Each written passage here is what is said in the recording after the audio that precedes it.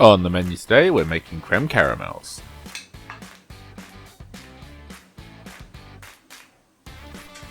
Now these are really easy to do and they taste amazing, and I'm going to show you some tricks on how to get them right every single time. I'm making a clementine version, but if you want a plain version, just leave out all the clementine elements. Either way, to begin we've got to make some caramel, so to do this we're going to chuck our sugar in a pan with some water and a few drops of lemon juice. You really don't need a lot here. Throw that on a medium to high heat and just let the water evaporate, and then we're going to use a wooden spoon to stir it a lot. Now if you've made caramel before, you know that this is an absolute no-no because it will make it crystallise and seize. Well, remember that lemon juice we put in there? That's going to stop that. In fact, I'm going to leave that spoon in there just to prove a point. Once your caramel starts going brown, you're just going to stir that through as well, and you're going to take it to a deep amber, just like this. Now pour a little into each of your moulds. I'm using something called a Dariel mould here, but you can also use a ramekin. Now put that to one side to set whilst we make our custard. So to do this, add your milk into a saucepan on a low heat, and some clementine leaves, and the zest of a whole clementine too.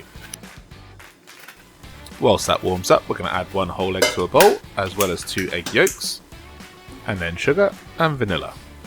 Give that a good whisk, and give that a good shake. Once this begins to steam, just try and hold it there for about 20 minutes, just make sure it doesn't boil.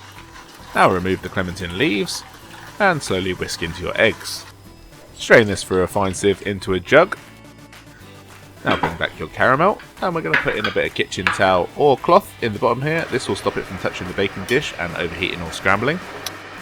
Now fill up your moulds, and now pour in some freshly boiled water up to just below the level of the custard. And into the oven we go. When it's ready, it should still have quite a wobble to it. Don't worry, it will set upon cooling. So next thing to do is to put these in the fridge for at least 6 hours, but ideally overnight.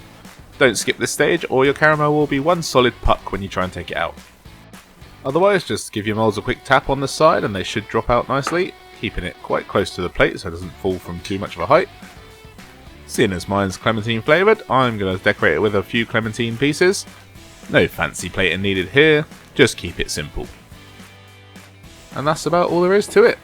Enjoy! See you next week!